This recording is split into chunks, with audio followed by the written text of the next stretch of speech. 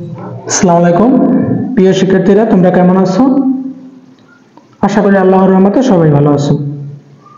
তোমরা জানো যে 2026 সাল এবং 27 সালের এসএসসি ব্যাচের একটি হিসাব বিজ্ঞান কোর্স চলতে আছে, একদম ফ্রি ক্লাস।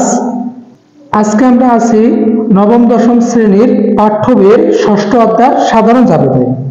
দেখো, আমরা আজকে আলোচনা করব তোমাদের পাঠ্য বইয়ের 70 পৃষ্ঠার 3 নম্বর উদাহরণ, একটি সেবাকারী প্রতিষ্ঠানে জাবেদা। দেখো, প্রথমে জাবেদা করতে হলে জাবেদা ঘর হল তারিখ, বিবরণ, খতিয়ান পৃষ্ঠা, ডেবিট টাকা, ক্রেডিট টাকা। পহেলা মার্চ আছে ব্যবসায় 5 লক্ষ টাকা বিনিয়োগ। জাবেদা কি? আমি বলছিলাম যে দুইটা কথা মনে রাখবা, যেটা আসবে ওটা ডেবিট, আর যেটা আমার কাছ থেকে চলে যাবে ওটা ক্রেডিট। প্রথমে মালিক যে টাকাটা দিচ্ছে, আমরা কি পেয়েছি? টাকা পেয়েছি। আর মালিক যদি কোনো কিছু দেয়, এটা মূলধন হিসেবে গণ্য হয়। আর একটা কথা বলছিলাম যে যখন আমরা হিসাবটা করব, মনে করব এই হিসাবটার পরিচালক আমি, কিন্তু মালিক আমি না, মালিক আরেকজন ব্যক্তি আছে। তাহলে কে টাকা দিছে? মালিক টাকা দিছে। তাহলে মালিক যদি টাকা দেয়, লিখতে পারি আমরা কি পেলাম? নগদ টাকা পেলাম। যেটা আসবে ওটা ডেবিট, যেটা চলে যাবে ওটা ক্রেডিট। এখানে কিন্তু কিছু চলে যাবে, টাকা দিছে মালিক, মূলধন হিসাবে গণ্য হইবে। তাহলে লিখতে পারি নগদান হিসাব ডেবিট, মূলধন হিসাব ক্রেডিট। মার্চ 1 নগদান হিসাব ডেবিট,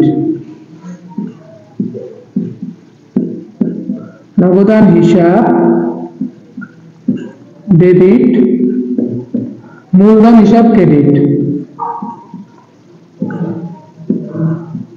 মূলধন হিসাব ক্রেডিট।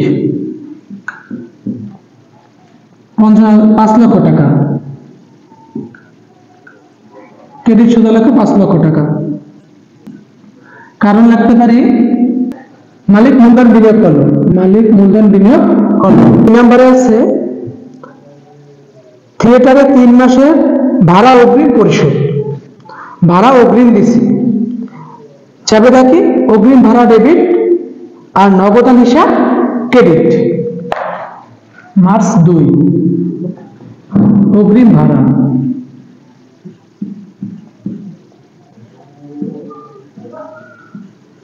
অগ্রিম ভাড়া হিসাব ডেবিট, নগদান হিসাব ক্রেডিট, নগদান হিসাব ক্রেডিট। টাকা আছে 90, ডেবিট সুদ লক্ষ 90,000, ক্রেডিট সুদ লক্ষ 90,000। কারণ নাকি অগ্রিম ভাড়া পরিশোধ, অগ্রিম ভাড়া পরিশোধ করা হলো। মার্চ থিয়েটারে প্রচারণা বাবদ ব্যয়। প্রচারণা বাবদ, প্রচারণা বলতে বোঝায় বিজ্ঞাপন। তাহলে আমরা রাখতে পারি বিজ্ঞাপন হিসাব ডেবিট, নগদান হিসাব ক্রেডিট। হিসাব ডেবিট,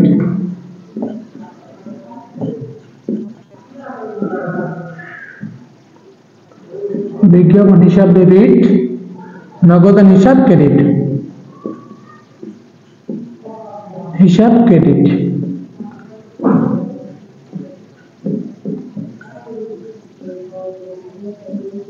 কারণ লেখো বিজ্ঞাপন পরিশোধ করা হলো। টাকা আছে 15,000, লেখো 15,000, ডেবিট সুদ 15,000, ক্রেডিট সুদ 15,000। পরবর্তীতে আছে 6 তারিখ থিয়েটারের জন্য চেয়ার টেবিল ক্রয়।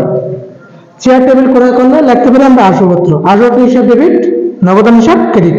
আমার কাছে কি আছে? চেয়ার টেবিল আসছে, যেটা আসবে ওটা ডেবিট, তার চেয়ে চেয়ার টেবিল ওটা লিখতে পারি আসবাবপত্র, আসবাবপত্র হিসাব ডেবিট, আর নগদান হিসাব ক্রেডিট। লেখো 6 তারিখ আসবাবপত্র, আসবাবপত্র হিসাব ডেবিট, আর নগদান হিসাব ক্রেডিট। নগদ টাকা চলে গেছে, নগদান হিসাব ক্রেডিট। টাকা আছে 30,000, লেখো 30,000, ডেবিট সুদ 30,000, আর ক্রেডিট সুদ লেখো 30,000। কারণ লাগতে পারে আসবাবপত্র ক্রয় করা হলো। তারপর আছে মঞ্চ নির্মাণ ও সাজসজ্জা ব্যয় হিসাব আছে 50,000 টাকা। তাহলে লিখতে পারি 7 তারিখ মঞ্চ নির্মাণ ও সাজসজ্জা ব্যয় হিসাব ডেবিট আর নগদ হিসাব ক্রেডিট। 7 তারিখ মঞ্চ নির্মাণ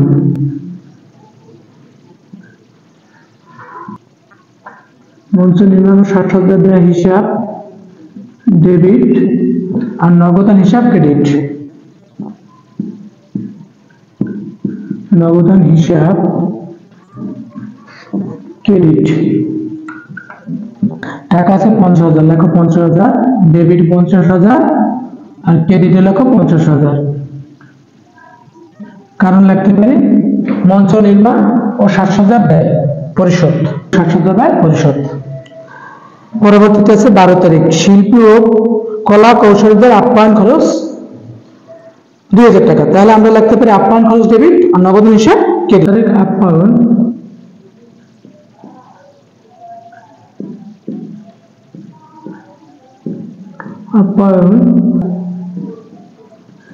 ডেবিট নগদান হিসাব ক্রেডিট। নগদান হিসাব ক্রেডিট। কারণ লিখতে পারি আপ্যায়ন খরচ পরিশোধ। টাকা আছে 2,000, লেখো 2,000, ক্রেডিট লেখো 2,000। পরবর্তীতে আছে নগদ হিসাব ডেবিট টিকিট বিক্রয় ক্রেডিট। লিখতে পারি টিকিট বিক্রয় করা হলো। টিকিট বিক্রয় করা হলো 80,000 টাকা। লেখো 80,000 টাকা, ডেবিট 80,000, ক্রেডিট 80,000। আমরা প্রথমে লিখতে পারি আজওয়াত্ত করা হয়েছে 6 তারিখ আজওয়াত্ত হিসাব ডেবিট, নগদ হিসাব ক্রেডিট। মঞ্চ নির্মাণ ও সাজসজ্জা ব্যয় হিসাব ডেবিট আর নগদ হিসাব ক্রেডিট। পরে আছে আপ্যায়ন খরচ ডেবিট, নগদ হিসাব ক্রেডিট 2,000 টাকা। পরে আছে নগদান হিসাব ডেবিট, টিকিট বিক্রয় ক্রেডিট অথবা সেবায় ক্রেডিট। পরে আছে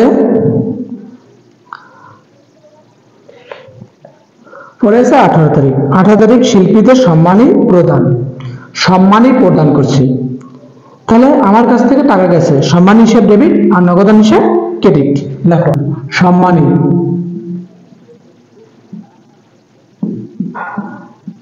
সম্মানী হিসাব ডেবিট আর নগদান হিসাব ক্রেডিট। নগদান হিসাব ক্রেডিট। কারণ লিখতে পারি সম্মানী প্রদান করা হলো। টাকা আছে 25,000, ডেবিটে লেখো 25,000 আর ক্রেডিট সোজা লেখো 25,000। পরবর্তীতে আছে 25 তারিখ ইলেকট্রিক বিল পাওয়া গেল। ইলেকট্রিক বিল হলো বিদ্যুৎ বিল। তো তোমরা জানো যে আমরা যখন পরিবার অথবা কোনো প্রতিষ্ঠান হোক, যখন ইলেকট্রিক বিল দেওয়া যায়, লোক আইসা বিদ্যুৎ বিল, ইলেকট্রিক বিল বলতে বোঝায় বিদ্যুৎ বিল, যখন বিদ্যুৎ বিল দিয়ে যায় তখন কি আমরা তাদের টাকা দিয়ে দেই? না, তখন কিন্তু আমরা তাদের সাথে বিলের বিল দেওয়ার সাথে সাথে আমরা তাদের টাকা দেই না, আর টাকা দিলে তারা নেবে না, ওইটা পরবর্তীতে ব্যাংকের মাধ্যমে অথবা অফিসে যেয়ে দিয়ে দেওয়া যায়। তা যখন ইলেকট্রিক বিল পাইছি, মানে বিদ্যুৎ বিল পাইছি, তখন কিন্তু আমরা টাকা পরিশোধ করে নিই।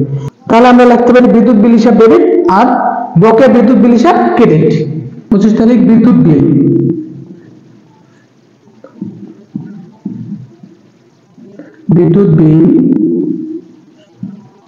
হিসাব ডেবিট। বিদ্যুৎ বিল হিসাব ডেবিট। আমি কি বলছি, যখন বিল পাই তখন কিন্তু আমরা তাদের টাকা পরিশোধ করি না সাথে সাথে, ওটা পরবর্তীতে দিতে হয়। তার জন্য লিখতে পারি বকেয়া বিদ্যুৎ বিল ক্রেডিট। বকেয়া বিদ্যুৎ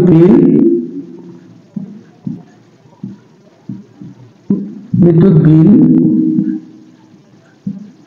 হিসাব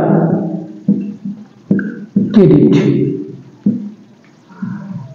লিখতে পারি বিদ্যুৎ বিল বকেয়া রয়েছে। বকেয়া রয়েছে।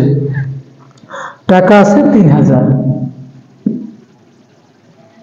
কি বলছিলাম আমি, বিদ্যুৎ বিল যখন পাই সাথে সাথে আমরা তাদের টাকা পরিশোধ করি না, ওই বিদ্যুৎ বিলের টাকা বকেয়া থাকে, তার জন্য লিখছি বিদ্যুৎ বিল হিসাব ডেবিট, বকেয়া বিদ্যুৎ বিল হিসাব ক্রেডিট। 28 তারিখ আছে থিয়েটারের কর্মীদের বেতন। কর্মচারী আসছে, কর্মী আর কর্মচারী একই কথা, কর্মী আসছে বেতন নেওয়ার জন্য, তাহলে আমার কাছে কি আছে, বেতন, বেতন হিসাব ডেবিট আর নগদান হিসাব ক্রেডিট। লেখো বেতন হিসাব ডেবিট আর নগদান ক্রেডিট। নগদান হিসাব ক্রেডিট। টাকা আছে 12,000, 12,000 ডেবিটে লেখো 12,000, ক্রেডিটে লেখো 12,000। কারণ লিখতে পারি বেতন পরিশোধ। প্রথম মাসে 18 তারিখ সম্মানী প্রদান করছি, সম্মানী হিসাব ডেবিট, নগদান হিসাব ক্রেডিট। তারপর আছে 25 তারিখ বিদ্যুৎ বিল পাওয়া গেল। বিদ্যুৎ বিল যখন পাইছি ওটা বকেয়া আছে, বিদ্যুৎ বিলের সাথে সাথে আমরা তাদের টাকা পরিশোধ করি না, তার জন্য লিখছি বিদ্যুৎ বিল হিসাব ডেবিট আর বকেয়া বিদ্যুৎ বিল হিসাব ক্রেডিট 3000 টাকা। 28 তারিখ আছে বেতন, কর্মীদের বেতন প্রদান, বেতন হিসাব ডেবিট, নগদান হিসাব ক্রেডিট। এই হলো আমাদের উদাহরণ 3 নাম্বার অঙ্ক।